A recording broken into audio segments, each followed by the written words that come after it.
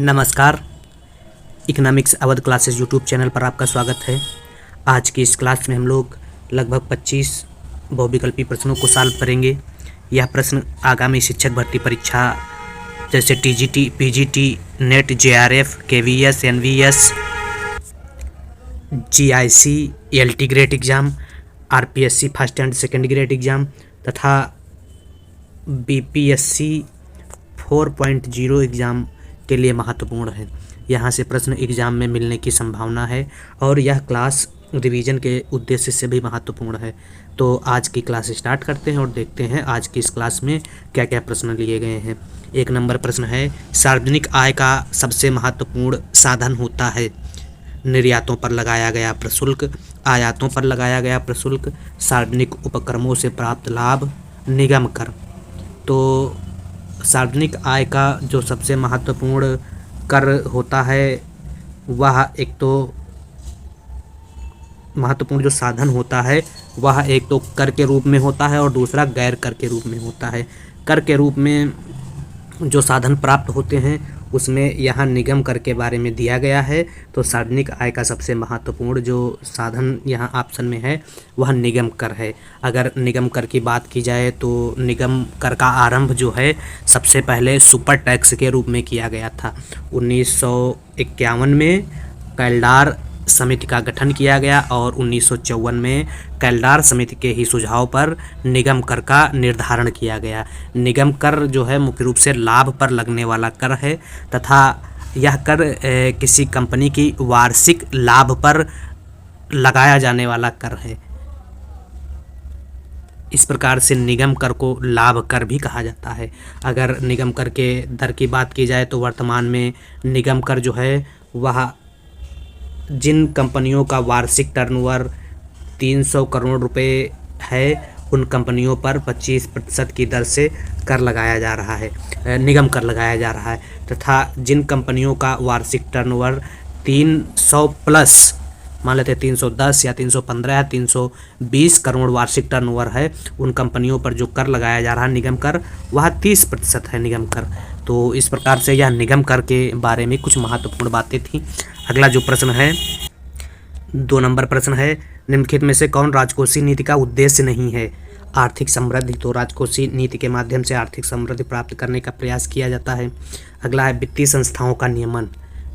अगला देख लेते हैं, आर्थिक स्थिरता को प्राप्त करने का उद्देश्य रखा गया है और रोजगार स्तरों को अधिनियमित करना। तो 1, 3 और 4 मतलब ए, सी और डी राजकोषीय नीति का उद्देश्य है। वित्तीय संस्थाओं का नियमन जो है वह राजकोषीय नीति का उद्देश्य नहीं। तो 2 का सही आंसर बी है। अगर राजकोषीय नीति किसे कहते हैं इसके बारे में बात की जाए तो राजकोषीय नीति जो है सरकार की व्यय, कर, ऋण तथा ऋण के प्रबंधन से संबंधित उन नीतियों तथा कार्यकलापों से संबंधित होती है जिनका प्रयोग सरकार रोजगार, उत्पादन, राष्ट्रीय आय तथा मूल्य स्तर पर वांछित प्रभाव लाने तथा अवांछित प्रभावों को रोकने के उद्देश्य से करती है। और अगर घटक की बात की जाए तो राजकोषीय नीति के घटकों में व्यय, आय अर्थात करारोपण, सार्वजनिक ऋण तथा वित्त के घाटे की वित्त व्यवस्था को इसके घटक के रूप में देखा जाता है। तो इस प्रकार से वित्तीय संस्थाओं का नियमन जो है राजकोषीय नीति का उद्देश्य नहीं है। तो 2 नंबर प्रश्न का सही आंसर बी है। अगला 3 नंबर प्रश्न है, वर्तमान में भारत में वर्तमान बजटीय घाटे के संबंध में कौन सा सही सुमेलित नहीं है। बजट घाटा बराबर कुल आगम माइनस कुल व्यय। तो कुल आगम माइनस कुल व्यय, तो इसे क्या कहेंगे, बजट घाटा। ठीक है। राजकोषीय घाटा किसे कहते हैं, बजटीय घाटा प्लस ऋण तथा अन्य देनदारियां। तो राजकोषीय घाटा बराबर होता है सरकार की जितनी देनदारियां होती हैं कुल देनदारियां। तो यह भी सही है, तो मतलब ए भी सही है, बी भी सही है। सी नंबर में क्या है, प्राथमिक घाटा बराबर दिया गया राजकोषीय घाटा प्लस ब्याज भुगतान। तो प्राथमिक घाटा जो है वह राजकोषीय घाटा और ब्याज का भुगतान नहीं होता। प्राथमिक घाटा जो है वह राजकोषीय घाटा माइनस ब्याज भुगतान होता है। यहाँ अगर माइनस का चिन्ह लगा होता तो सही हो जाता, तो इसमें सुमेलित नहीं है पूछा गया है, तो सी सुमेलित नहीं है, तो सही आंसर सी हो जाएगा। अगला डी में क्या दिया गया है, राजस्व घाटा बराबर तो कुल राजस्व आगम माइनस कुल राजस्व व्यय, तो यह भी सही है, राजस्व घाटा भी सही है, तो 3 का सही आंसर सी है। अगला 4 नंबर प्रश्न है, व्यापार चक्र का नव प्रवर्तन सिद्धांत प्रस्तुत किया गया, किसके द्वारा, हिकिन्स ने, हार्ट्रे ने, हिक्स ने, शुम्पीटर ने। तो व्यापार चक्र का नव प्रवर्तन सिद्धांत जो है वह प्रोफेसर शुम्पीटर द्वारा प्रतिपादित किया गया था, तो इसलिए 4 का सही आंसर डी है। व्यापार के अन्य जो प्रमुख सिद्धांत हैं उनमें हार्ट्रे का व्यापार चक्र से संबंधित सिद्धांत है, हेयक का है, हिक्स एवं सैमुअल्सन का व्यापार चक्र सिद्धांत है। तो हार्ट्रे ने व्यापार चक्र का शुद्ध मौद्रिक सिद्धांत प्रतिपादित किया और हेयक ने व्यापार चक्र का मौद्रिक अधिनिवेश सिद्धांत प्रतिपादित किया। हार्ट्रे और हेयक का मानना है कि मुद्रा की पूर्ति में परिवर्तन से जो उच्चावचन पैदा होता है उसी को ही व्यापार चक्र कहा जाता है। तो इस प्रकार से हार्ट्रे और हेयक ने मौद्रिक या मुद्रा से संबंधित व्यापार चक्र के अपने सिद्धांत दिए। इसी प्रकार से हिक्स एवं सैमुअल्सन जो है व्यापार चक्र का गुणक एवं त्वरक पर अंतःक्रिया से संबंधित सिद्धांत प्रस्तुत करते हैं। अगर व्यापार चक्र की अवस्थाओं की बात की जाए तो समृद्धि, प्रतिसार, अवसाद और पुनरुत्थान की यह 4 जो अवस्थाएं हैं व्यापार चक्र की अवस्थाएं हैं। व्यापार चक्र की अगर परिभाषा की बात की जाए तो आर्थिक क्रियाओं जैसे उत्पादन, रोजगार आदि में होने वाले चक्रीय उच्चावचनों को व्यापार चक्र कहते हैं। उत्पादन और रोजगार में जो उतार चढ़ाव होता है उसी को क्या कहते हैं, व्यापार चक्र कहते हैं।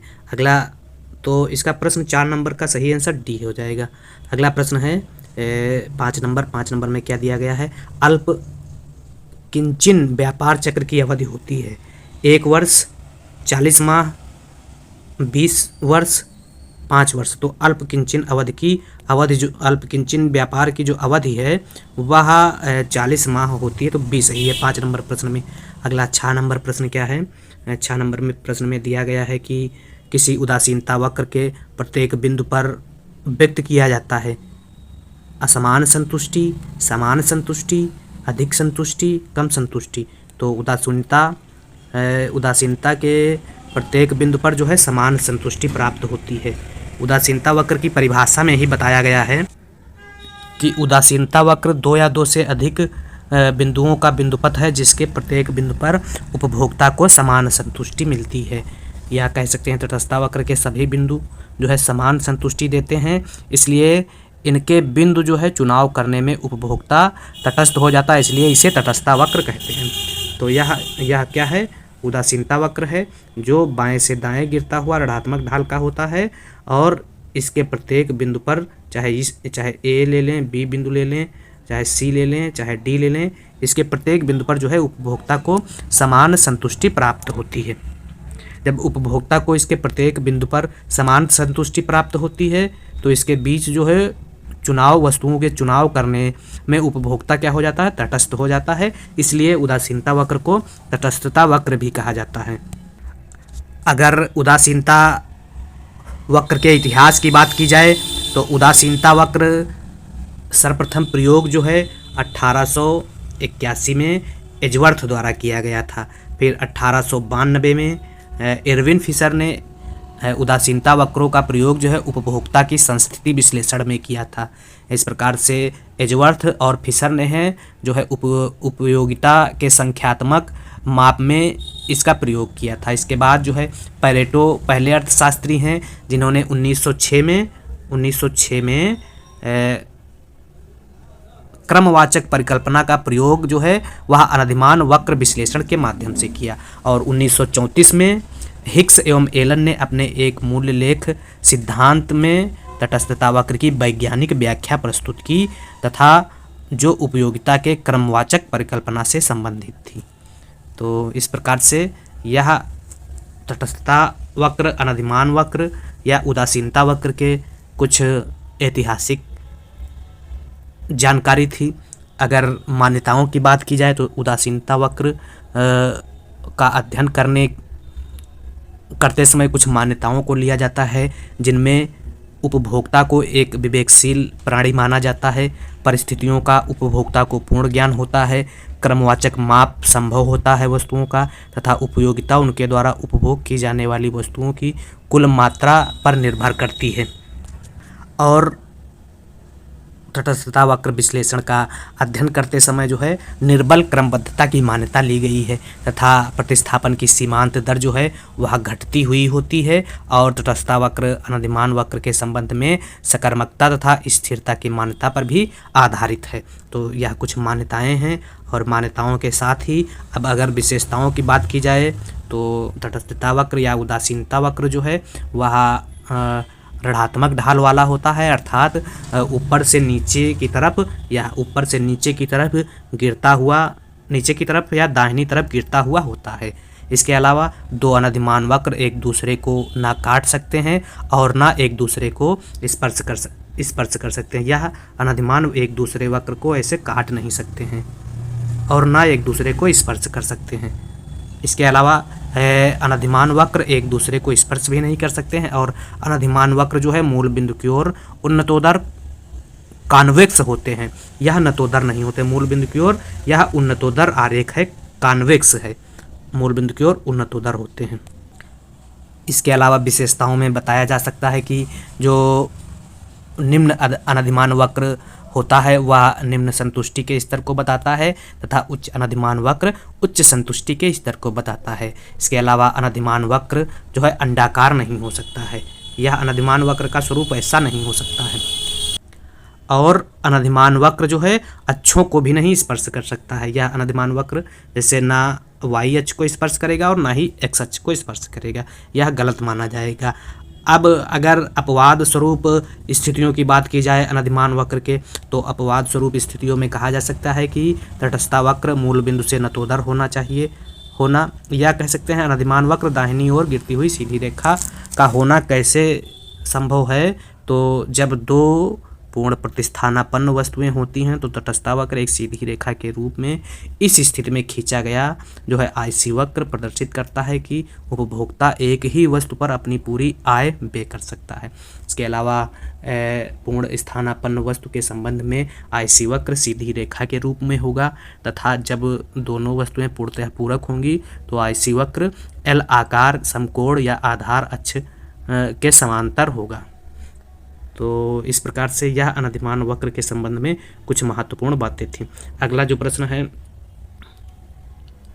6 नंबर प्रश्न का जो आंसर होगा समान संतुष्टि को बताता है। अगला दो उदासीनता वक्र या उन्नतोदर तटस्थता वक्र एक दूसरे के समांतर होते हैं, एक दूसरे को काट सकते हैं। तो एक दूसरे के समांतर नहीं होते, अभी हम विशेषताओं में जान चुके हैं। एक दूसरे को काट भी नहीं सकते हैं, यह भी विशेषताओं में जान सकते हैं। यल आकृति के हो सकते हैं, लेकिन यल आकृति के कब होंगे तटस्थता वक्र? जब वस्तुएं जो है पूर्णतया पूरक होंगी। इसके अलावा एक दूसरे के समांतर नहीं हो सकते हैं, तो एक दूसरे के समांतर भी नहीं हो सकते हैं, एक दूसरे के समांतर भी नहीं हो सकते हैं। तो सही आंसर जो है एक दूसरे के समांतर नहीं हो सकते, और पूरक वस्तुओं के संदर्भ में यल आकार के होते हैं। तो सी और डी दोनों सही है। 7 नंबर प्रश्न का जो आंसर है सी और डी दोनों सही हैं। अगला 8 नंबर प्रश्न है निम्नलिखित में से किसने उपभोक्ता व्यवहार की गणनावाचक उपयोगिता अवधारणा का प्रतिपादन किया? तो उपभोक्ता व्यवहार की जो गणनावाचक अवधारणा का प्रयोग है वह प्रोफेसर अल्फ्रेड मार्शल द्वारा किया गया था, और प्रोफेसर हिक्स जो हैं वह क्रमवाचक दृष्टिकोण का प्रतिपादन करते हैं। तो 8 नंबर प्रश्न का जो सही आंसर है वह है ए।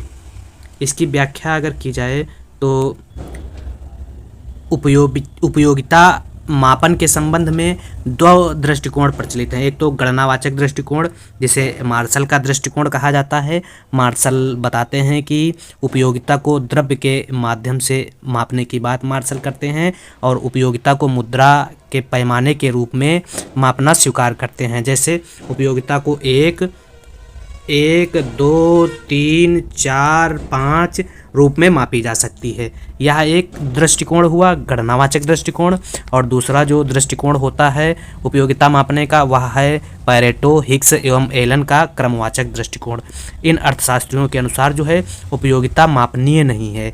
इन अर्थशास्त्रियों ने उपयोगिता के विश्लेषण के लिए तटस्थता वक्र विश्लेषण की नई विधि का प्रयोग किया तथा इस विश्लेषण से जो है उपयोगिता को क्रमवाचक दृष्टिकोण के रूप में मापा जा सकता है। अर्थात उपयोगिता को प्रथम या फर्स्ट कह सकते हैं, सेकंड कह सकते हैं और थर्ड रूप में उपयोगिता को बताया जा सकता है, वरीयता क्रम में उपयोगिता को बताया जा सकता है। तो इस प्रकार से यहाँ से प्रश्न बनता है कि किन अर्थशास्त्रियों ने तटस्थता वक्र के माध्यम से उपयोगिता विश्लेषण को प्रतिपादित किया या उपयोगिता विश्लेषण की व्याख्या की। तो हिग्स, पैरेटो और एलन ने तथा मार्शल ने उपयोगिता को गणनावाचक रूप में स्वीकार किया। इस प्रकार से इसका जो सही आंसर है 8 नंबर प्रश्न का क्या हो जाएगा, ए। अगला 9 नंबर प्रश्न है निम्नलिखित में से कौन सा साधारणतः किसी अल्पाधिकार का लक्षण नहीं है।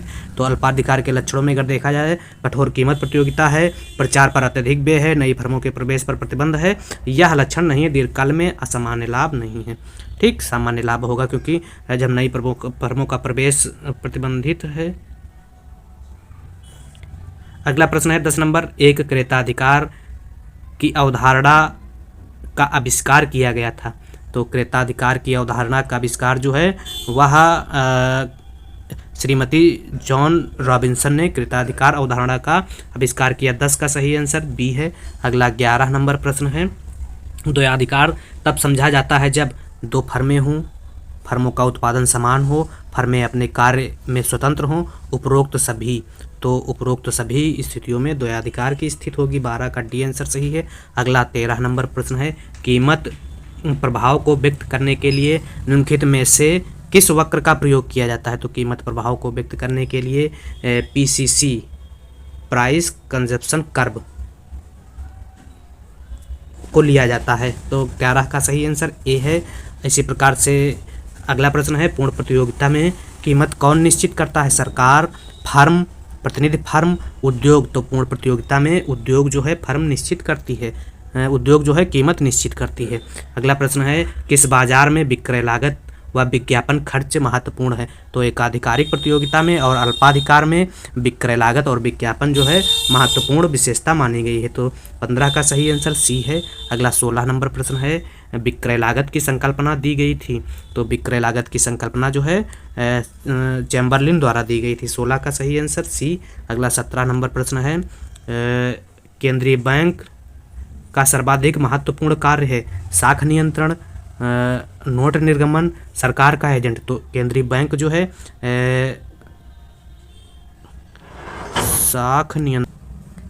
केंद्रीय बैंक जो है साख नियंत्रण का भी कार्य करती है, साख नियंत्रण का और नोट निर्गमन का, सरकार का एजेंट। तो सभी कार्य केंद्रीय बैंक द्वारा जो है किए जाते हैं। अगला प्रश्न है केंद्रीय बैंक या आरबीआई कह सकते हैं, आरबीआई अधिनियम किस वर्ष पारित हुआ। तो आरबीआई अधिनियम जो है 1934 में पारित हुआ और 1 अप्रैल 1935 को आरबीआई ने कार्य प्रारंभ किया था। अगला प्रश्न है वर्तमान में मुद्रा से तात्पर्य है मांग जमा, सिक्के व कागजी मुद्रा, सभी। तो सभी को जो है मुद्रा कहा जाता है। अगला 20 नंबर प्रश्न है व्यापारिक बैंकों द्वारा जनित साख का नियंत्रण कौन करता है। तो साख नियंत्रण का कार्य जो है भारतीय रिजर्व बैंक करती है और साख सृजन का कार्य जो है वह वाणिज्यिक बैंकें करती हैं। तो 20 नंबर प्रश्न का सही आंसर बी है। अगला 21 नंबर प्रश्न है लैफर वक्र दर्शाता है बढ़ी कर दरों एवं बढ़ी आय के बीच संबंध, बढ़ी कर दरों एवं कम आय के बीच संबंध, कम कर दरों एवं बढ़ी आय के बीच संबंध। तो लैफर कर जो है कम कर दरों एवं बढ़ी आय के बीच संबंध बताता है। लैफर वक्र जो है कर दरों एवं आय या राजस्व के बीच संबंध की बात करता है जो उल्टे यू आकार का होता है। ठीक। अगला प्रश्न है निम्न चित्र प्रदर्शित कर रहा है स्वायत्त निवेश या सार्वजनिक निवेश। तो यह चित्र जो है सार्वजनिक निवेश की बात कर रहा है। ठीक। तो 22 का सही आंसर बी है। अगला 23 नंबर प्रश्न है किसने भारत में बेकर लगाने या शुरू करने का सुझाव दिया। जे आर हिक्स, एन कैल्डार, ए के सेन, मार्शल। तो भारत में व्यय कर लगाने का सुझाव जो है वह एनकेल्डार द्वारा दिया गया था। इसके अलावा एनकेल्डार ने उपभोग पर भी कर लगाने का सुझाव दिया था। तो अगला प्रश्न भी है कि उपभोग पर कर लगाने की सिफारिश किसने की थी? तो उपभोग पर कर लगाने की सिफारिश जो है प्रोफेसर एनकेल्डार द्वारा की गई थी। मोडवैट प्रारंभ किया गया था 1986, 87, 85, 91। तो मोडवैट का प्रारंभ जो है बीपी सिंह द्वारा दीर्घकालीन राजकोषीय नीति के संदर्भ में 1986 में किया गया था मोडवैट। तो इस प्रकार से इस प्रश्न में हम लोगों ने 25 बहुविकल्पी इस वीडियो में हम लोगों ने 25 बहुविकल्पी प्रश्नों को सॉल्व किया।